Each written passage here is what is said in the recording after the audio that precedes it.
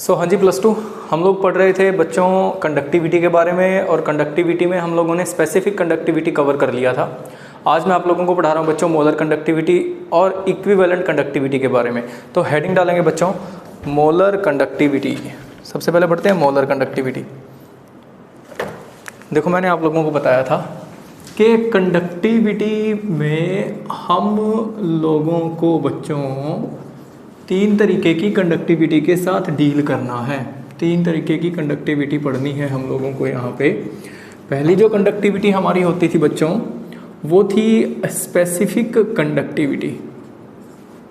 Specific conductivity मैंने आप लोगों को बताया भी था कि अगर न्यूमेरिकल के अंदर कहीं डायरेक्टली वर्ड कंडक्टिविटी दिया हुआ है तो इसका मतलब वो बात कर रहा है स्पेसिफिक कंडक्टिविटी की।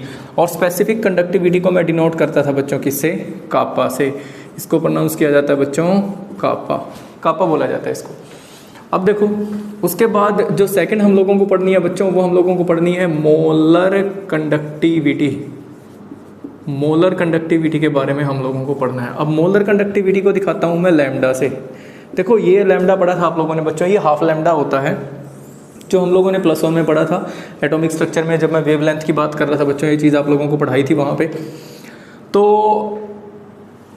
ये होता है बच्चों कंप्लीट लैम्डा, इसको लैम्डा बोला जाता है। लैम्डा ही प्रोनाउंस करो आप, इसको भी लैम्डा प्रोनाउंस करो, इसको भी लैम्डा ही बोला जाता है, तो वो कोई चक्कर नहीं है। इसको बोला जाएगा बच्चों लैम्डा।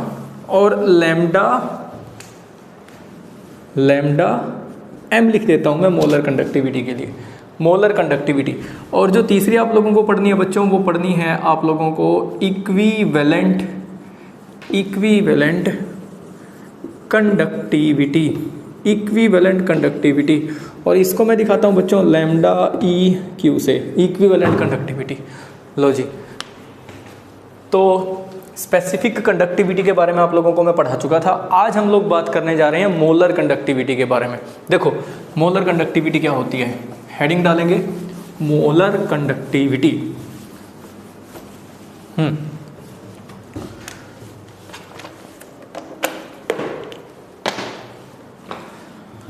हाँ जी बच्चों, तो हम लोग पढ़ने जा रहे हैं मोलर कंडक्टिविटी। Molar conductivity. देखो जी बच्चों, स्पेसिफिक कंडक्टिविटी मैंने जब आप लोगों को पढ़ाई थी तो मैंने बताया था वहाँ स्पेसिफिक कंडक्टिविटी क्या होती है कि कोई पर्टिकुलर सॉल्यूशन है मेरे पास, उसमें से पर ml सॉल्यूशन की जो कंडक्टिविटी होगी, पर ml सॉल्यूशन की जो कंडक्टिविटी होगी उसको बोला जाएगा स्पेसिफिक कंडक्टिविटी। पर ml या पर सेंटीमीटर क्यूब सॉल्यूशन की जो कंडक्टिविटी होगी उसको बोला जाएगा स्पेसिफिक कंडक्टिविटी। अब मोलर कंडक्टिविटी क्या होता है? मोलर कंडक्टिविटी होता है पूरे के पूरे सॉल्यूशन की कंडक्टिविटी होगी। मोलर कंडक्टिविटी कंप्लीट सॉल्यूशन की कंडक्टिविटी होगी, लेकिन कंडीशन ये है कि उस सॉल्यूशन के अंदर 1 मोल इलेक्ट्रोलाइट डिसॉल्व होना चाहिए। 1 मोल इलेक्ट्रोलाइट डिसॉल्व होना चाहिए। It will be the conducting power of all the ions in a solution having 1 mole of electrolyte. Specific होती थी पर ml की कंडक्टिविटी, दोबारा रिपीट कर रहा हूँ, स्पेसिफिक होती थी पर ml की कंडक्टिविटी। ये मैंने कोई सॉल्यूशन ले लिया, इस पर्टिकुलर सॉल्यूशन में से जो 1 ml सॉल्यूशन की कंडक्टिविटी होगी उसको बोला जाएगा स्पेसिफिक कंडक्टिविटी। लेकिन पूरे के पूरे सॉल्यूशन की जो कंडक्टिविटी होगी, पूरे के पूरे सॉल्यूशन की जो कंडक्टिविटी होगी, अगर उसके अंदर 1 मोल इलेक्ट्रोलाइट को डिसॉल्व किया गया है तो 1 मोल इलेक्ट्रोलाइट को अगर उसके अंदर डिसॉल्व किया गया है तो उस पूरे के पूरे सॉल्यूशन की जो कंडक्टिविटी होगी उसको बोला जाएगा मोलर कंडक्टिविटी। अब पूरे के पूरे सॉल्यूशन का वॉल्यूम कितना भी हो सकता है, कितने भी ml हो सकता है, वो मैटर नहीं करता, लेकिन ये जरूरी है कि उसके अंदर इलेक्ट्रोलाइट कितना डिसॉल्व हो, 1 मोल इलेक्ट्रोलाइट का डिसॉल्व होना चाहिए। मतलब 1 मोलर सॉल्यूशन होना चाहिए, 1 मोलर सॉल्यूशन होना चाहिए उस इलेक्ट्रोलाइट का। सीधी सी ये बात है, 1 मोलर सॉल्यूशन होना चाहिए उस इलेक्ट्रोलाइट का। उसकी जो कंडक्टिविटी होगी, उस 1 मोलर सॉल्यूशन की जो कंडक्टिविटी होगी उसको बोला जाएगा मोलर कंडक्टिविटी। क्लियर है? अब इसका मतलब ये नहीं बन जाता कि सर अगर 4 मोलर सॉल्यूशन है तो क्या मैं उसकी मोलर कंडक्टिविटी कैलकुलेट नहीं कर सकता? अरे बिल्कुल कर सकते हो, बिल्कुल कर सकते हो। मैंने ये कब बोला कि 4 मोलर की कंडक्टिविटी आप कैलकुलेट नहीं कर सकते?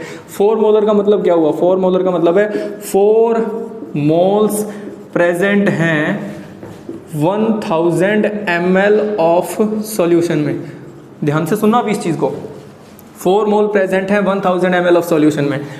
अब ये कह रहा है कि 4 मोल 1000 ml ऑफ सॉल्यूशन में प्रेजेंट है, लेकिन मेरे को ये देखना है कि 1 मोल कितने ml में प्रेजेंट है। 1 mole is present in 1000 divide by 4 ml of solution. लो जी, इस सॉल्यूशन की जो कंडक्टिविटी होगी, कितना आ गया ये आ गया 250 ml, क्योंकि 1 मोल कितने में प्रेजेंट होगा, 250 ml में प्रेजेंट होगा। तो जो इस 250 ml सॉल्यूशन की जो कंडक्टिविटी होगी ना, कंप्लीट सॉल्यूशन में से जो 250 ml सॉल्यूशन की कंडक्टिविटी होगी, उसको बोला जाएगा मोलर कंडक्टिविटी। कि 1 मोल जितने ml में प्रेजेंट है, जितने ml सॉल्यूशन में प्रेजेंट है, उस सॉल्यूशन की जो कंडक्टिविटी होगी, that will be called as molar conductivity. उसको मोलर कंडक्टिविटी बोला जाएगा। आई थिंक क्लियर होगा आप लोगों को। तो डेफिनेशन लिख देता हूं मैं बच्चों, बड़ी सिंपल सी डेफिनेशन है। डेफिनेशन ये कहती है कि it is the conducting power of all the ions in a solution. It is the conducting power of all the ions in a solution having 1 mole of electrolyte, having 1 mole of electrolyte, ठीक है जी, is called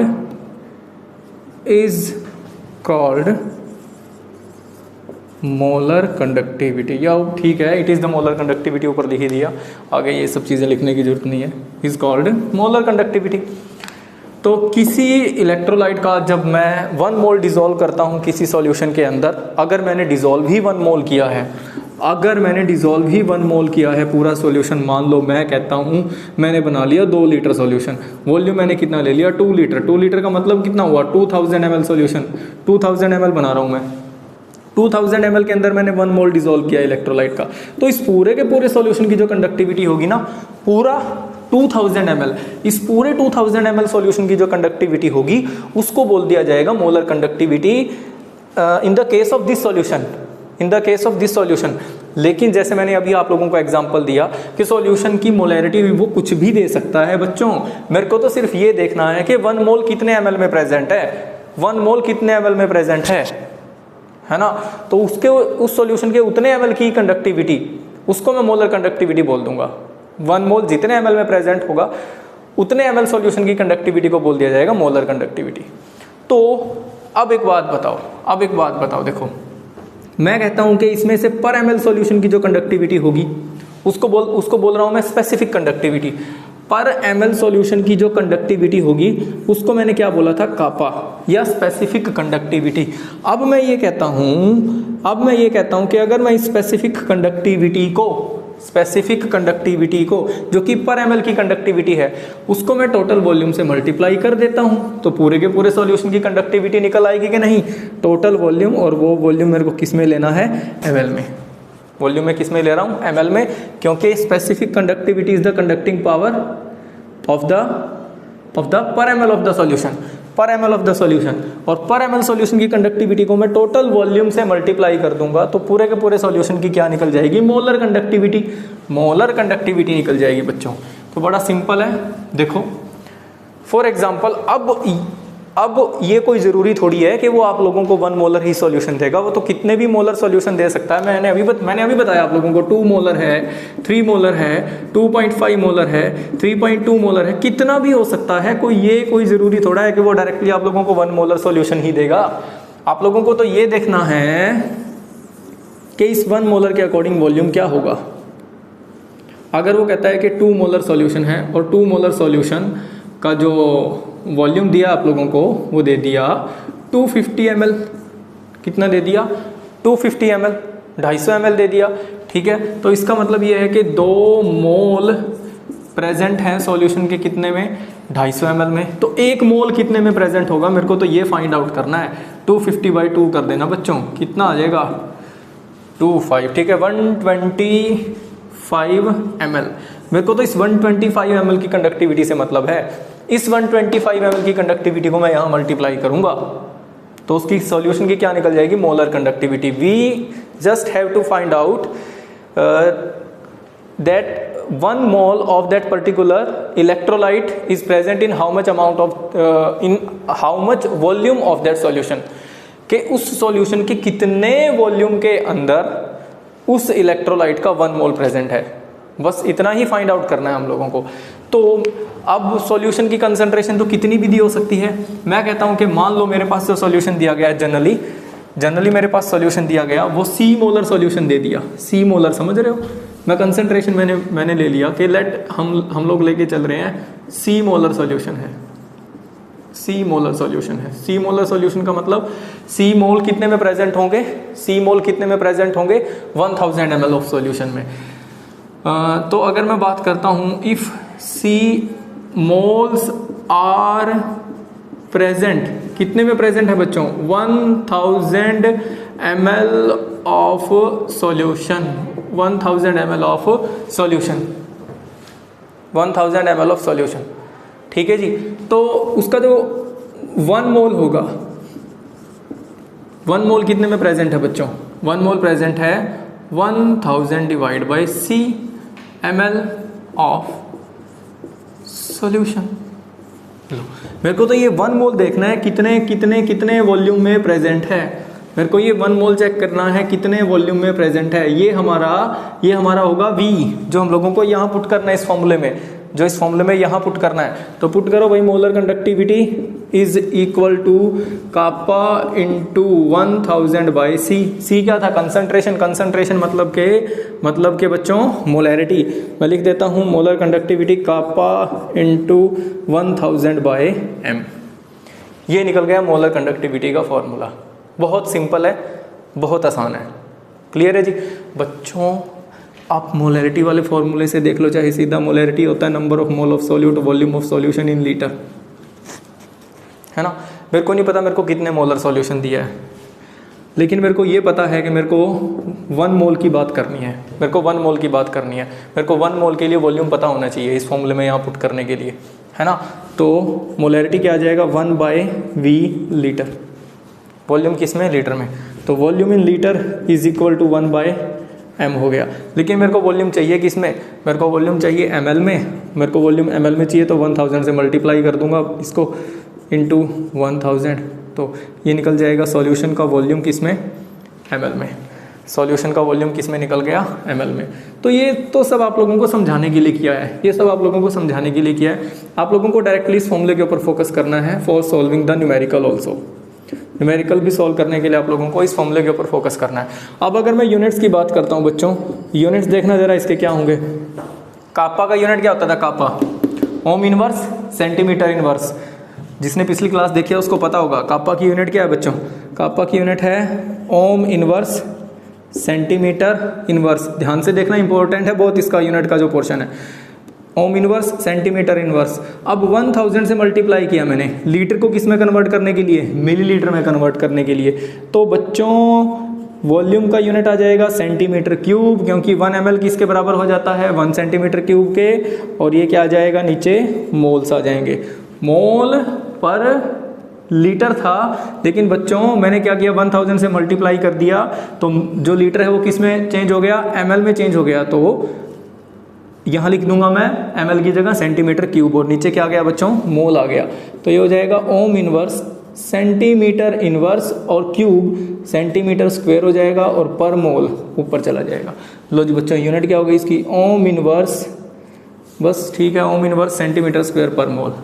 ohm inverse centimetre square पर मोल।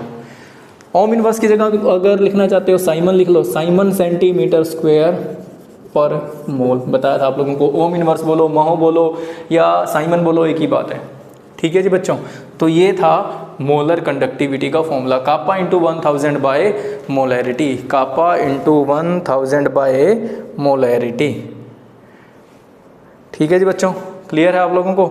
अब देखो आगे पढ़ते हैं हम equivalent conductivity. Equivalent conductivity, ध्यान से समझना, इसको पढ़ के देखना बुक से, फॉर्मूला वगैरह सब नोट करना। किसी को कोई डाउट हो तो व्हाट्सएप ग्रुप में डाउट भेजना मेरे पास।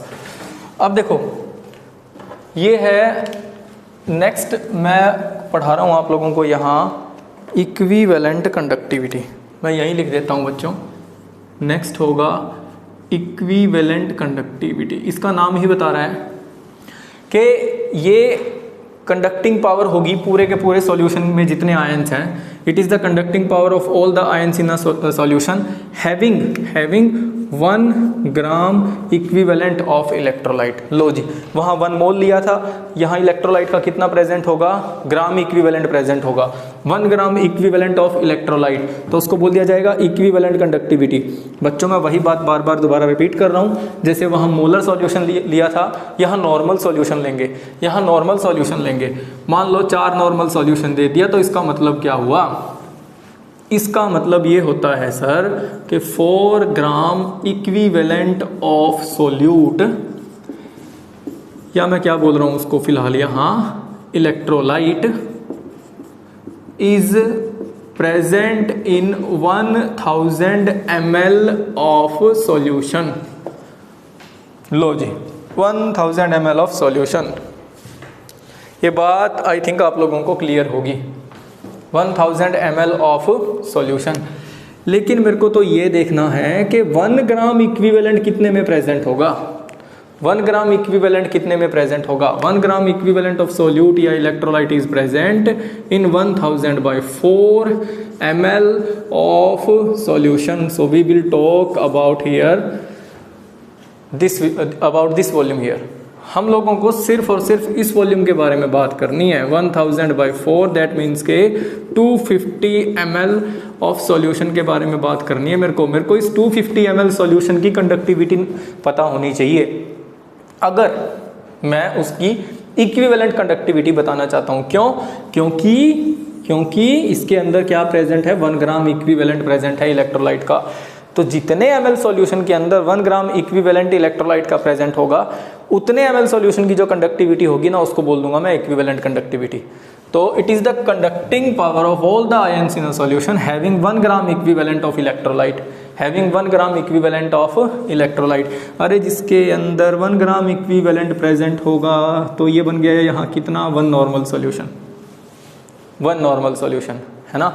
अगर 1 मोल प्रेजेंट है, 1 मोल जितने के अंदर प्रेजेंट होगा बच्चों, 1 मोल जितने के अंदर प्रेजेंट होगा, तो वो क्या बन जाएगा वहाँ पे, वहाँ क्या बन जाएगा बच्चों, 1 मोलर सॉल्यूशन, 1 मोलर सॉल्यूशन। ठीक है, तो ये था बच्चों हमारा इक्विवेलेंट कंडक्टिविटी के बारे में। अब फॉर्मूला लगाओ बच्चों, फॉर्मूला लगा लो। ये देखो,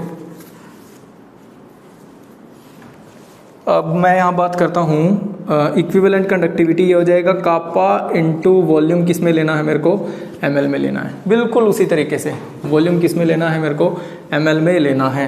तो अब ये वॉल्यूम की मैं बात करता हूँ कि मान लो मेरे पास, मैं कहता हूँ इफ़ C नॉर्मल सॉल्यूशन दिया है, C नॉर्मल सॉल्यूशन दिया है। अब कंसंट्रेशन तो कितनी भी हो सकती है ना सॉल्यूशन की बच्चों, मैंने अभी जैसे आप लोगों को बताया था कि 4 नॉर्मल सॉल्यूशन है। तो 4 नॉर्मल सॉल्यूशन का मतलब क्या है कि 4 मोल कितने में प्रेजेंट हैं, 4 moles were present in 1000 ml of solution, 1000 ml of solution.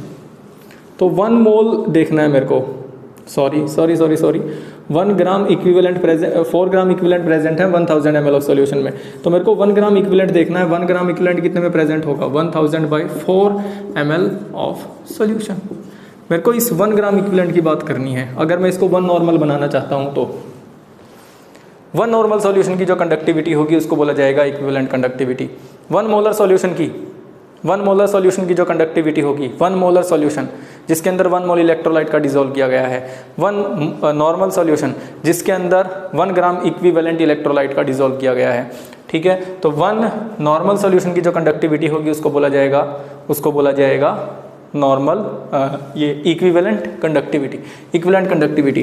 तो 1 ग्राम इक्विवेलेंट कितने ml में प्रेजेंट होगा, यहाँ 250 ml में प्रेजेंट होगा। ठीक है जी बच्चों, इसको 1000 से डिवाइड करके लीटर में कन्वर्ट कर लेंगे, कितना 1/4 लीटर में प्रेजेंट होगा। तो ये क्या बन जाएगा, यहाँ 1 नॉर्मल सॉल्यूशन बन गया कि नहीं बन गया। तो अब अगर मैं बात करता हूँ बच्चों कि सी नॉर्मल सॉल्यूशन, ये सब कंसंट्रेशन टर्म्स आप लोगों को सॉल्यूशन चैप्टर के स्टार्टिंग में भी समझाई थी बच्चों। मैंने बोला था ये आगे बहुत जगह यूज़ होंगी, इनको ध्यान से करना। तो C gram equivalent of solute are present, कितने में प्रेजेंट है बच्चों? 1000 ml ऑफ सॉल्यूशन, 1000 ml। और हम लोगों को देखना है कि 1 ग्राम इक्विवेलेंट कितने में प्रेजेंट होगा। 1 ग्राम इक्विवेलेंट बच्चों सोल्यूट बोलो या बोलो आप यहाँ इसको क्या है, ये इलेक्ट्रोलाइट बोलो, ठीक है। ये कितने में प्रेजेंट होगा? ये प्रेजेंट होगा 1000/c ml of solution, 1000/c ml of solution. हाँ जी, 1000/c ml ऑफ सॉल्यूशन। तो मेरे को वो वॉल्यूम पता चल गया, जितने के अंदर 1 gram equivalent of electrolyte present है। तो इक्विवेलेंट कंडक्टिविटी मेरे को कैलकुलेट करनी है, ये है कापा 1 ml के लिए, मैं मल्टीप्लाई कर दूंगा उतने ही ml ऑफ सॉल्यूशन से जिसके अंदर 1 ग्राम इक्विवेलेंट इलेक्ट्रोलाइट का प्रेजेंट है। वो कितना है? 1000/c है बच्चों। मैं इसको अब ये c यहाँ पे क्या है, कंसंट्रेशन यहाँ क्या है, नॉर्मल है, कापा इंटू 1000/नॉर्मेलिटी। बहुत सिंपल है। अब मैं अगर यूनिट की बात करता हूँ, यूनिट क्या होगी बच्चों? कापा की यूनिट आप लोगों को बताई थी, कापा होगा साइमन सेंटीमीटर इनवर्स, वही सेंटीमीटर क्यूब पर यहाँ क्या आ जाएगा बच्चों? यहाँ आ जाएगा equivalent, number of equivalent, number of gram equivalents. तो यूनिट क्या होगी? Centimetre inverse centimetre square, Simon यहाँ से क्या बचेगा? Centimetre cube centimetre inverse centimetre square बचेगा, और ये हो जाएगा पर इक्विवेलेंट। तो साइमन सेंटीमीटर स्क्वायर पर इक्विवेलेंट, ये यूनिट हो जाएगा किसका? इक्विवेलेंट कंडक्टिविटी का। ठीक है जी बच्चों, तो ये था इक्विवेलेंट कंडक्टिविटी। अब मैं आगे बात करता हूं कि डाइल्यूशन का क्या इफेक्ट पड़ता है स्पेसिफिक कंडक्टिविटी पे, स्पेसिफिक कंडक्टिविटी पे। इफेक्ट हेडिंग डालो बच्चों, इफेक्ट कई बार कंसेप्चुअल क्वेश्चन में पूछा जाता है ये पॉइंट। इफेक्ट ऑफ डाइल्यूशन किस किस के ऊपर बच्चों? पहली है स्पेसिफिक कंडक्टिविटी, स्पेसिफिक कंडक्टिविटी पे क्या इफेक्ट पड़ता है डाइल्यूशन का। सेकंड है बच्चों molar conductivity, molar conductivity, and the third one is equivalent conductivity. लो भाई सोचो, जरा दिमाग लगाओ कि अगर मैं किसी सॉल्यूशन को डाइल्यूट कर दूं, जरा इधर देखो क्या बोल रहे हैं, कि अगर मैं किसी सॉल्यूशन को डाइल्यूट करता जाता हूं तो उससे उस सॉल्यूशन की स्पेसिफिक कंडक्टिविटी के ऊपर क्या इफेक्ट पड़ेगा, उस सॉल्यूशन की मोलर कंडक्टिविटी के ऊपर क्या इफेक्ट पड़ेगा, और उस सॉल्यूशन की इक्विवेलेंट कंडक्टिविटी के ऊपर क्या इफेक्ट पड़ेगा। बच्चों जिसने मेरी बातों को ध्यान से सुना है वो बहुत आराम से इसका जवाब दे देगा। डाइल्यूशन का मतलब क्या होता है? डाइल्यूशन का मतलब क्या होता है? क्या होता है डाइल्यूशन का मतलब? सर डाइल्यूशन का मतलब ये होता है कि उस पर्टिकुलर सॉल्यूशन के अंदर मैंने सॉल्वेंट ऐड करना शुरू कर दिया for diluting that particular solution. कोई भी सॉल्यूशन है, मान लो कि मेरे पास 200 ml सॉल्यूशन था किसी भी पर्टिकुलर इलेक्ट्रोलाइट का, ठीक है। तो उसके अंदर मैंने सॉल्वेंट ऐड करना शुरू किया। सॉल्वेंट ऐड करने से क्या होगा? अगर मैं स्पेसिफिक कंडक्टिविटी की बात करता हूँ, सॉल्वेंट ऐड करने से ना स्पेस बढ़ेगा, मॉलिक्यूल्स के लिए, पार्टिकल्स के लिए, आयंस के लिए स्पेस बढ़ेगा। इसके अंदर जो आयंस पड़े हैं इलेक्ट्रोलाइट के, जो मॉलिक्यूल्स पड़े हैं, आयंस की बात करता हूँ मेनली, नॉट मॉलिक्यूल्स, क्योंकि डिसोसिएट हो जाएगा सॉल्वेंट के अंदर जाने पे वो इलेक्ट्रोलाइट। इसके अंदर जो आयंस पड़े हैं, अब उन आयंस को मूव करने के लिए स्पेस ज़्यादा मिलना शुरू हो जाएगा। अब मैंने इसके अंदर जब सॉल्वेंट ऐड करना शुरू किया, मान लो मैं सॉल्वेंट यहाँ क्या ले रहा हूँ, वाटर ले रहा हूँ, इसके अंदर मैंने और ज़्यादा वाटर ऐड करना शुरू कर दिया। 200 की जगह मैंने मैं कहता हूँ मैंने यहाँ 100 ml वाटर और ऐड कर दिया, 100 ml ऐड करके इसको कितना बना दिया, 300 ml बना दिया। तो उससे क्या होगा, अब स्पेसिफिक कंडक्टिविटी होती थी पर ml सॉल्यूशन की कंडक्टिविटी, पर ml सॉल्यूशन की कंडक्टिविटी कि पर ml के अंदर कितने आयंस आ रहे हैं, कितने नंबर ऑफ आयंस आ रहे हैं उस इलेक्ट्रोलाइट के, इसकी वजह से स्पेसिफिक कंडक्टिविटी निकलती थी। लेकिन जब मैं वाटर ऐड करना शुरू कर दूंगा, एक्स्ट्रा अमाउंट ऑफ वाटर उसके अंदर ऐड करूंगा, सॉल्वेंट ऐड करूंगा, तो number of ion per unit volume कम हो जाएंगे बच्चों। ये जो नंबर ऑफ आयंस है, क्योंकि इनको फैलने के लिए ज़्यादा जगह मिल जाएगी, स्पेस ज़्यादा मिल जाएगा, वॉल्यूम ज़्यादा मिल जाएगा, तो number of ion per unit volume कम हो जाएंगे पहले के कंपैरिजन में। और अगर नंबर ऑफ आयन ही कम हो गए पर यूनिट वॉल्यूम में, तो स्पेसिफिक कंडक्टिविटी क्या कर जाएगी, डिक्रीज कर जाएगी। तो इट डिक्रीजेज विद डाइल्यूशन, ये डाइल्यूशन के साथ साथ क्या करेगी, डिक्रीज करेगी। ये डाइल्यूशन के साथ साथ क्या करेगी, डिक्रीज करेगी।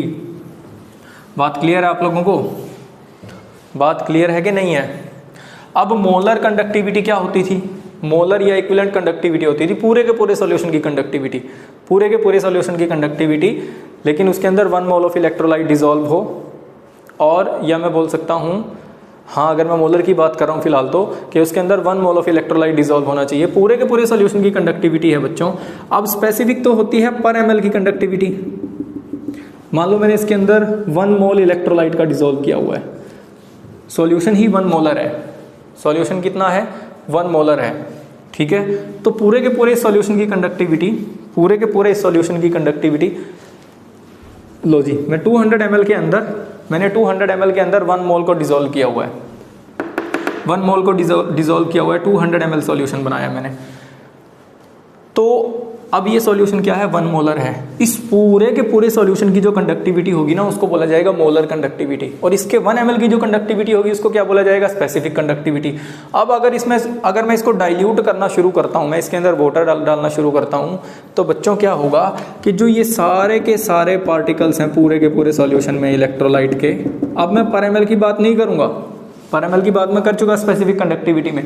पर ml की अगर मैं कंडक्टिविटी की बात करता हूँ तो वो क्या करती है, घटती है, वो घटती है। लेकिन मोलर कंडक्टिविटी को कैसे देखा जाता था, मोलर कंडक्टिविटी देखी जाती थी पर ml की कंडक्टिविटी को मल्टीप्लाई करता था पूरे सॉल्यूशन की वॉल्यूम से, पूरे सॉल्यूशन की वॉल्यूम से, जिसके अंदर 1 मोल इलेक्ट्रोलाइट का प्रेजेंट है, 1 मोल इलेक्ट्रोलाइट का प्रेजेंट है। अब अगर मैं इसको डाइल्यूट करना शुरू कर देता हूँ, तो डाइल्यूट करने से क्या वॉल्यूम बढ़ेगा, बढ़ेगा कि नहीं बढ़ेगा, डाइल्यूट करने से वॉल्यूम बढ़ेगा। अब डाइल्यूट करने से ये चीज़ तो घट रही है, लेकिन ये चीज़ बढ़ रही है, ध्यान से सुनना इस चीज़ को। स्पेसिफिक कंडक्टिविटी तो घट रही है, लेकिन वॉल्यूम बढ़ रहा है, लेकिन ये वॉल्यूम इतना बढ़ेगा कि कंपनसेट करेगा इसके डिक्रीज को, इसके डिक्रीज को कंपनसेट करेगा, बल्कि इंक्रीज ज़्यादा करेगा, इंक्रीज ज़्यादा करेगा, इतना डिक्रीज नहीं कर पाएगा। स्पेसिफिक कंडक्टिविटी की वजह से, स्पेसिफिक कंडक्टिविटी की वजह से ये मोलर कंडक्टिविटी इतनी ज़्यादा डिक्रीज नहीं करेगी जितनी कि ये इंक्रीज करेगी due to the increase in volume. तो वॉल्यूम बढ़ने से ये वॉल्यूम जो बढ़ेगा, इसकी वजह से मोलर कंडक्टिविटी बढ़ रही है और इसकी वजह से घट रही है, लेकिन इसकी वजह से इतनी नहीं घटेगी जितना इसकी वजह से बढ़ जाएगी। इसकी वजह से घटेगी कम, लेकिन इसकी वजह से बढ़ेगी ज़्यादा। तो ओवरऑल अगर मैं चेंज देखता हूँ, ओवरऑल वॉल्यूम इंक्रीज करने से मोलर कंडक्टिविटी बढ़ती है। सेम यही फंडा आता है इक्विवेलेंट कंडक्टिविटी का। ओवरऑल अगर मैं देखता हूँ, वहाँ भी वॉल्यूम बढ़ाने से, डाइल्यूशन बढ़ाने से, सॉल्वेंट और ज़्यादा ऐड करने से, वहाँ भी इक्विवेलेंट कंडक्टिविटी भी क्या करेगी, इंक्रीज करेगी। क्योंकि इक्विवेलेंट कंडक्टिविटी का फॉर्मूला भी क्या होता है, kappa into volume of solution in ml। अब ये कापा इतना डिक्रीज नहीं करेगा जितना कि इस वॉल्यूम में इंक्रीज आएगा, ये इतना ज़्यादा डिक्रीज नहीं करेगा जितना ज़्यादा इस वॉल्यूम में इंक्रीज आएगा। तो ओवरऑल अगर मैं देखूंगा तो इक्विवेलेंट कंडक्टिविटी क्या करेगी, इंक्रीज करेगी with dilution, and similarly molar conductivity will also get increased with dilution. तो ओवरऑल अगर देखा जाए तो मोलर कंडक्टिविटी और स्पेसिफिक कंडक्टिविटी इंक्रीज करती हैं विद डाइल्यूशन, ठीक है। अब वहाँ क्या हुआ कि वॉल्यूम बढ़ने से ना पूरे के पूरे उस स्पेस के अंदर मॉलिक्यूल्स को मूव करने के लिए जगह मिल गई, और जितनी ज़्यादा मूवमेंट होगी ना आयंस की, वॉल्यूम ज़्यादा बढ़ने से क्या हुआ, ज़्यादा स्पेस मिल गया आयंस को मूव करने के लिए, और जितनी ज़्यादा मूवमेंट होगी आयंस की उतनी ही ज़्यादा क्या होगी, कंडक्टिविटी होगी, उतनी ही ज़्यादा क्या होगी, कंडक्टिविटी होगी। कंडक्टिविटी बेसिकली दो फैक्टर्स के ऊपर डिपेंड करती है, एक तो नंबर ऑफ आयंस के ऊपर और दूसरा मूवमेंट ऑफ आयंस के ऊपर। नंबर ऑफ आयंस और दूसरा क्या बच्चों, मूवमेंट ऑफ आयंस। तो वॉल्यूम बढ़ाने से मूवमेंट ऑफ आयंस बहुत ज़्यादा बढ़ जाएगा, मूवमेंट ऑफ आयंस बहुत ज़्यादा बढ़ जाएगा क्योंकि उनको मूव करने के लिए ज़्यादा स्पेस मिल गया। तो ऑब्वियस सी बात है मोलर कंडक्टिविटी क्या कर जाएगी, इंक्रीज कर जाएगी, और इसी तरीके से इक्विवेलेंट कंडक्टिविटी भी क्या कर जाएगी, इंक्रीज कर जाएगी। अब अगर आप मेरे को यहाँ ये बोलो कि सर स्पेसिफिक कंडक्टिविटी में भी तो यहाँ मूवमेंट ऑफ आयंस बढ़ रहा था, बच्चों ये पर एमएल में देखना है मेरे को। पर एमएल में जब नंबर ऑफ आयंस ही कम हो गए, जितने पहले थे उनके कंपेरिजन में नंबर ऑफ दो चीज़ें हैं, एक नंबर ऑफ आयंस, एक है नंबर ऑफ आयंस और दूसरे क्या है बच्चों, मूवमेंट ऑफ आयंस। यहाँ पे नंबर ऑफ आयंस ही कम हो गए पर एमएल में, मेरे को सिर्फ पर एमएल की बात करनी है यहाँ पर एमएल में नंबर ऑफ आयंस ही कम हो गए तो स्पेसिफिक कंडक्टिविटी क्या करेगी, डिक्रीज करेगी। लेकिन यहाँ नंबर ऑफ आयंस तो हैं ही हैं जितने हैं, ठीक है। अगर स्ट्रॉन्ग है तो वो कंप्लीटली डिसोसिएट हो चुका होगा, अगर वीक है तो वो धीरे धीरे करके डिसोसिएट होता रहेगा। वो केस भी आगे आप लोगों के साथ डिस्कस करूंगा नेक्स्ट वीडियो में, स्ट्रॉन्ग और वीक इलेक्ट्रोलाइट का। तो यहाँ बेसिक फैक्टर मेरे को जो देखना है वो मूवमेंट ऑफ आयंस बचता है। मूवमेंट ऑफ आयंस बढ़ता जाएगा जैसे जैसे ओवरऑल वॉल्यूम बढ़ेगा, ओवरऑल स्पेस बढ़ेगा, तो मूवमेंट ऑफ आयंस बढ़ने की वजह से मोलर कंडक्टिविटी और स्पेसिफिक और इक्विवेलेंट कंडक्टिविटी बढ़ती जाएगी। तो इंक्रीजेज विद डाइल्यूशन, और इसको भी मैं लिख देता हूँ, this also increases with dilution. लो जी बच्चों, ये था, बड़ा ही सिंपल पढ़ना इसको। कोई डाउट अगर आप लोगों को आता है तो पूछना, व्हाट्सएप ग्रुप में डाउट क्लियर कर दूंगा बच्चों आप लोगों का मैं। बाकी इसके न्यूमेरिकल्स वगैरह ट्राई करके देखना, बुक के अंदर मोलर कंडक्टिविटी और इक्विवेलेंट कंडक्टिविटी के न्यूमेरिकल्स दिए हुए हैं, उनको ट्राई करके देखना। अगर कोई डाउट आता है तो डाउट भेजना बच्चों, ठीक है जी बच्चों, okay, thank you very much.